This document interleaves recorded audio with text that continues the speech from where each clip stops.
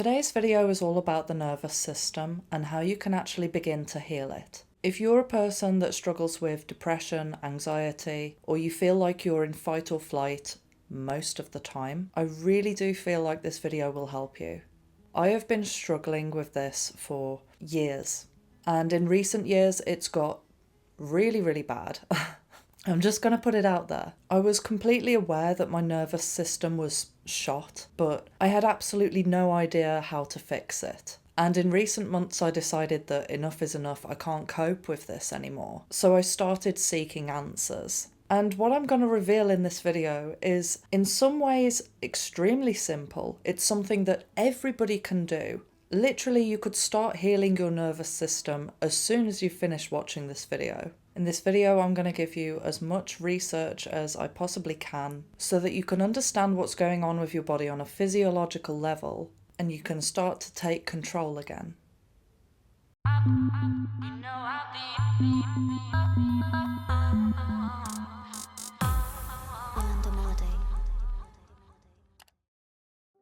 A few months ago, I decided to start going to the chiropractor again due to an ailment that I'd developed through stress, which I won't get into in this video, but there will definitely be a future video about it because it is the weirdest ailment. But anyway, I initially just went to the chiropractor to get this fixed, and my entire journey of treatment has made me realise so many things that I was doing that was unconscious. And it made me realise that all of these things are connected.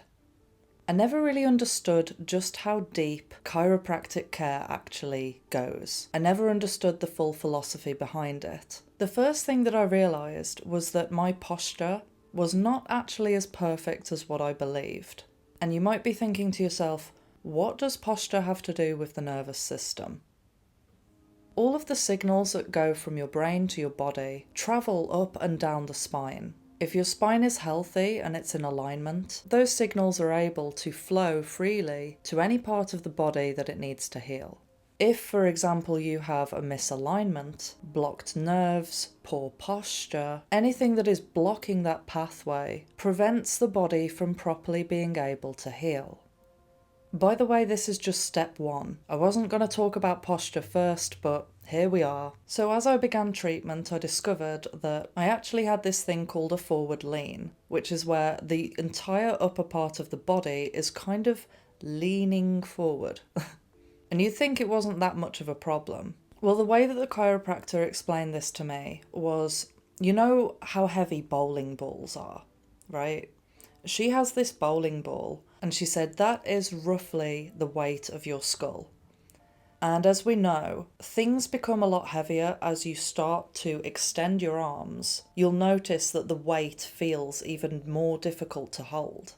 And she explained that when you have a forward head posture, for me it was more like a forward lean, but it's the same with forward head posture in general. All of that weight of the skull is putting an enormous strain on the cervical spine, which is the upper part of your spine. So your neck, basically, and your shoulders.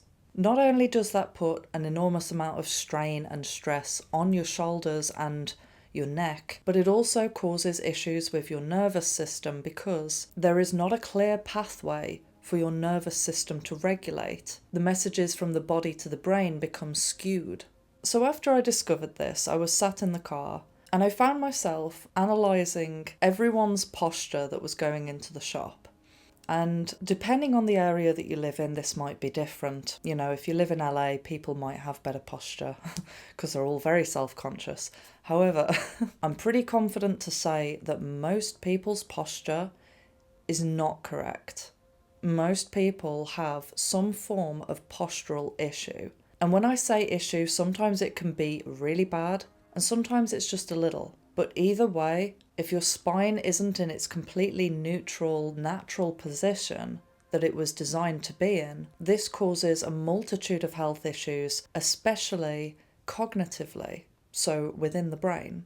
One thing that I noticed that was really common was anterior pelvic tilt, which I believe has become so common now because of the Instagram butt. You know, I fell victim to this as well. I started to develop anterior pelvic tilt, not to the extreme, but enough for the chiropractor to notice.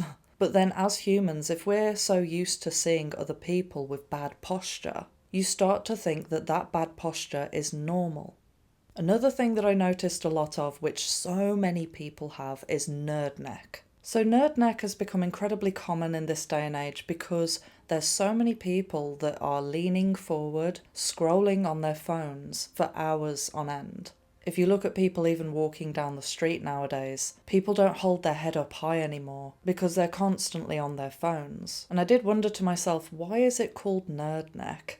And when I was talking to my parents about it, they said, well, actually, it originates from people who used to read books all the time. Because, it's nerdy to read books. But now most people have nerd neck because of the phones. And again, it just further points to the fact that everything in this Western society is geared towards us being sick, unhealthy, and unhappy. Everything that is perceived to be normal in this day and age is probably damaging to your health. That might sound like an extreme statement, but just sit with it for a minute and just think about the things that people do in this society now. Not only does nerd neck cause problems within your health and your spine, etc., but the brain and the body are constantly sending signals back and forth. This is a general theme of this video that I want you to hang on to. The brain and the body are communicating. Thoughts can trigger the body to react, but actions within the body can create thoughts. So say, for example, you got a person walking around with nerd neck. They most likely will also have issues with confidence. And the confidence issues could be from a multitude of things. But one contributing factor is that the very fact that the person is walking around with a forward head posture and they're looking down is indicating to the body that they are not confident. I'm sure you've heard so many people say, have your shoulders back, smile, head up. They tell you this because it makes you appear more confident, but it actually sends a signal to the brain. A lot of us know this though. They say that if you're depressed, you should smile, and if you smile for long enough, your brain will start to believe that you are happy. While I was people watching as well, I noticed a family. And it was the mom and dad and their 2 children, a boy and a girl. And I discovered the strangest thing. These 2 children had the most perfect posture that, to be honest, it looked odd. Both of these children were walking bolt upright, literally head up. They had the straightest spines, and I was thinking, why does that now look weird? Why does it look weird that these 2 kids are just walking bolt upright and everybody else, all of the adults, are like, borderline hunchback, or they've got some kind of issue? None of the adults are walking perfectly straight up. Every single one of them had some form of issue. And this isn't me picking on people. This is me observing and saying something is wrong. This is a problem, and people need to be aware of it so that they can change. Because if you have poor posture, and I know it's so annoying when people bang on about it, but poor posture prevents your body from being able to properly, efficiently heal. I mean, it's always doing its best. Your body is always on your side. I want people to know this. But there are so many things that we do as a society that are literally putting roadblocks in the way of our healing without us even knowing. And by the way, I'm not professing to be perfect by any means. I'm not professing to have the perfect posture. It's something that I'm actively working on right now. But in order to fix something, you have to realize that something is wrong. You have to actually identify what the problem is. And like I say, I had no idea that I had a postural issue. But this next thing that I'm going to tell you guys was a huge revelation to me. So as I explained before, I felt like I was living in constant fight or flight. And I was pretty aware that my breathing had become shallow. And it progressively got worse to the point where I felt that I couldn't really breathe properly. Almost like I was on the verge of a panic attack, just on a day-to-day basis. Midway through my line of treatment with the chiropractor, I sat down and I did this test that I'd never ever heard of before, and it's called heart rate variability, or for short, HRV. During this test, I just had this little thing clipped onto my ear, and I wasn't really told to do anything out of the norm, and I was just told to just sit normally as I would normally. No one prompted me to do any kind of breathing techniques, so I was breathing in my normal state. After the test, I looked at the graph, and I struggled to find a picture on the internet of just what I mean, so I'm going to draw what my graph looked like. So my graph looked like jagged lines, very sharp, up and down. And I thought that this was okay because my heartbeat seemed to be at the same rhythm in this graph. So then I was asked to do the test again, but this time to deeply breathe all the way down to my diaphragm and exhale slowly in a slow kind of meditation type rhythm. I did this for a minute. I opened my eyes. I looked at the graph and I was shocked. So shocked. Again, this is what my graph looked like in comparison. They had a little thing in the corner that gave some kind of reading of calmness. And strangely, on this second part of the test, I'd literally got 100%. I was so proud. I felt like I'd won a contest or something. But what was really shocking and so enlightening was that I have the capability to be that calm, but I was not utilizing it at all. I have a lot of experience with meditation and yoga, so I'm very familiar with breathing techniques, and I think that's why I was able to get 100%. But none of that was really relevant because I wasn't actually in a calm state 90% of the time. And it made me realize that I was trapping myself in fight or flight. So let me explain what all of this means. In the body, you have the parasympathetic nervous system and the sympathetic nervous system. The sympathetic nervous system is what is triggered when you are in fight or flight. So if you are sensing a threat, your body goes into a survival mode as opposed to a thriving mode. The sympathetic nervous system prioritizes immediate emergency response. So you think to yourself, if you were being attacked by a predator or chased by someone or something, your adrenaline goes through the roof. You're absolutely fully able to run for miles without even thinking about it because you've got so much adrenaline. Your heart's beating fast, short breathing, and I'm literally realizing things as I'm listing it now. Your brain is hyper focused on what else could be a perceived danger. So say you've been chased by this person or animal. Let's say an animal because it's less triggering. Your brain is going to be hardwired in that moment to be thinking, where is that animal? Is it hiding behind the bush? Is it there? Oh, what's this? It puts you on edge. Now, what's really, really messed up, actually, I won't get into that yet. I always get into that. I'm like, this is so messed up. So that's the sympathetic nervous system. So the parasympathetic nervous system is rest and recovery mode. When you're in this mode, your body is in a deep state of relaxation. Your brain isn't constantly looking for perceived threats. Your body then prioritizes healing on all levels, mental and physical, cell regeneration. You can basically call this thriving mode. You can see how if your sympathetic nervous system is constantly being fired up, quality of life just isn't there. And I'm saying this because I know how that feels. I got so used to living in this state where I felt like I was just playing whack-a-mole with problems. I couldn't even begin to think of enjoying my day-to-day life. Everything just felt like a battle. And I didn't realize that, as I said earlier, my brain and my body are constantly sending signals back and forth. And because I was walking around, shallow breathing, not being conscious, I was just firing up that sympathetic nervous system, even if I was doing something that should have made me happy. I just constantly felt on edge. My chiropractor said to me that I am so in my head. I literally live there, constantly thinking, okay? I mean, I make a lot of content from all of this overthinking, but it's not exactly healthy to do that constantly. And she gave me some homework and she said, what you need to do Every single hour, stop and take a few moments just to breathe deeply.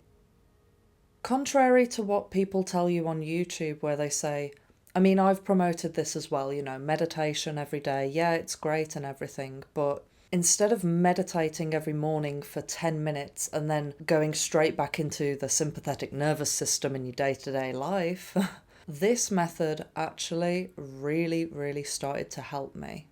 I was kind of at a point where I was thinking, if I don't do this, I'm just going to be miserable. And it's easy enough to do. But instead of doing it every hour, I came back home, and the only way I can explain it is that 50% of my conscious awareness was on my breath. So I was going about my daily duties and stuff, editing, etc. But the whole time I was aware of my breath. And the more that I did this, the more I started to feel better. I noticed that my thoughts started to become more positive, just naturally. I wasn't catastrophizing anymore or thinking about worst case scenarios. And it was like I wasn't actually battling these thoughts anymore. And obviously I started to feel so much better that I continued thinking, okay, let's see how much calmer I can become just by doing this simple, slow breathing. And I know that it seems so overly simple that so many people say to you, just breathe slowly. And it's like, yeah, that's not really helping me though. I still have life problems. I still have a valid reason to be in survival mode. This is what I was going to say earlier. This world has become so fucked up that most people are constantly living in their sympathetic nervous system because they do have valid perceived threats. The threats are coming from all different angles. If it's not enough problems that shit's going down with the world and globally, it's just all so messed up. But if you then start to experience problems in your personal life as well, you're gonna be in fight or flight. However, if you know how to signal to your brain that right now in this moment there is not a perceived threat, then you can still actually begin to heal your nervous system. And what I find is strange is that I thought that I was better off being in fight or flight. I thought that if I just constantly preempt perceived danger, if I'm constantly on the lookout, then I will be more efficient at dealing with these issues. But no, the fight or flight response is only really meant to be triggered in extreme, immediate situations, like in situations where someone is attacking you, or when you need to swim for your life if you're out at sea or something. It's only actually supposed to be triggered when you are literally in a survival situation. But in the society that we live in now, we are constantly being bombarded with perceived threats that trigger our survival mode. Most people have the constant concern about money, which indirectly affects your survival. The things that we're shown on the internet, the media, it is a constant bombardment and it's hacking your nervous system. They are trying to hack into it and trigger it constantly so that you're never able to heal, so that you think that the only option is to go to the doctor and get medication. Don't get me going. It just leads to this in every video, doesn't it really? Because it's the truth. It's just how things are. But what I want to do in this video is give you a solution. And I personally do believe that this is not the be-all and end-all, but it's a really great start. People overcomplicate it and they say, in order to heal your nervous system, you have to do therapy and go to healing ceremonies and all of that can be helpful. For some people it's necessary. By the way, when I talk about therapy, I would only personally go to a holistic person.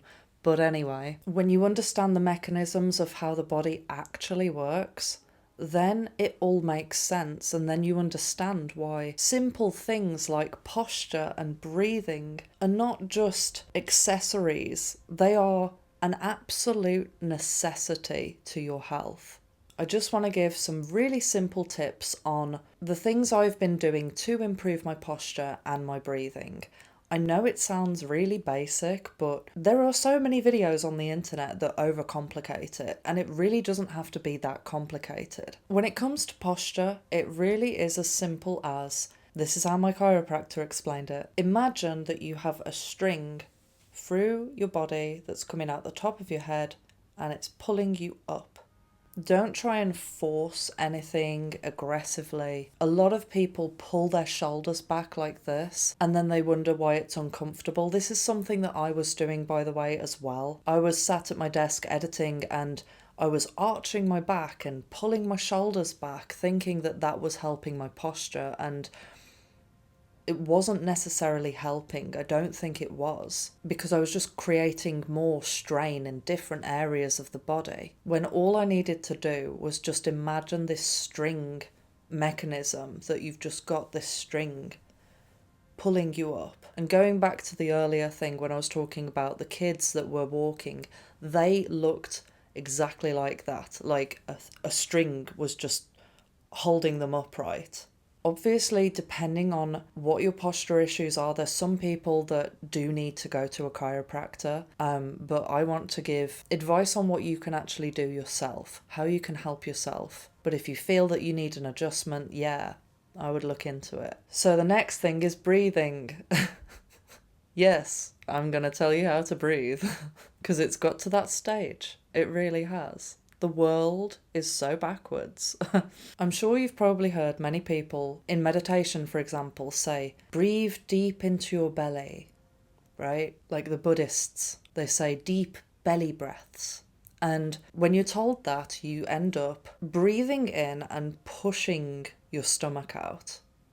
Because again, your mind and your body are communicating, and your mind's saying, oh yeah, breathe through my belly. But the thing is, your lungs aren't in your belly, right? I'm laughing because I was doing this.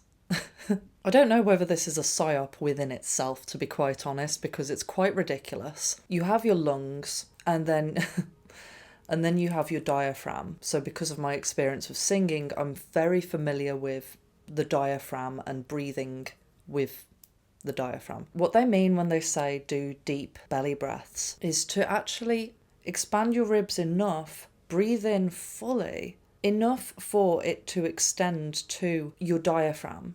So when you look at someone breathing, the chest and the diaphragm is expanding together at the same width. Because what's really funny is that some people, when they're told about deep belly breaths, they actually compress their rib cage. It's like a weird psychological reaction, and that's so contradictory because it's not the proper way that you're supposed to breathe. But what I was told was that the goal is to literally get it so that your body, so that your muscle memory is used to this slow, deep breathing. You're just doing it on autopilot. The more that you can achieve this, the more that you can do this, you will start to feel more positive thoughts. You'll be more relaxed. Weirdly, I've noticed that my exercise has got better because I'm more conscious, I'm more in the moment. I'm breathing deeper so that more oxygen is going into my muscles so I can lift more. So many things that this does. It's basically how you're supposed to live if the world wasn't so fucked up. It's how you're supposed to be. You're supposed to enjoy life and experience joy and not be constantly panicking, which so many of us are so used to. It's insane. It will also help you sleep better, massively. And most importantly, if you have an ailment, this is what's going to start the process of you healing it. And I feel like I'm going into whisper mode because you're not allowed to say this stuff on YouTube. So, which I will get onto this in my next video. I think I've said enough here for now. I really hope that this helped you. I didn't want to do a video telling you that, oh, you need to eliminate stress from your life, because I don't think that that's actually achievable. I know that that sounds a bit bleak, but hear me out. Life is full of adversity, and the purpose of adversity is to not just add an element of light and shade into life and the experience of life, it's also supposed to make you more resilient and make you stronger. But it's not supposed to break you. And I feel like a lot of people are at the point where it's breaking them. And that was never the intention. But, you know, we got psychopaths running the world, so what was I getting at? I don't know. I need a cup of tea. Thank you so much to everyone who likes, comments, shares, and subscribes. And I'll see you in the next video. Love you, bye.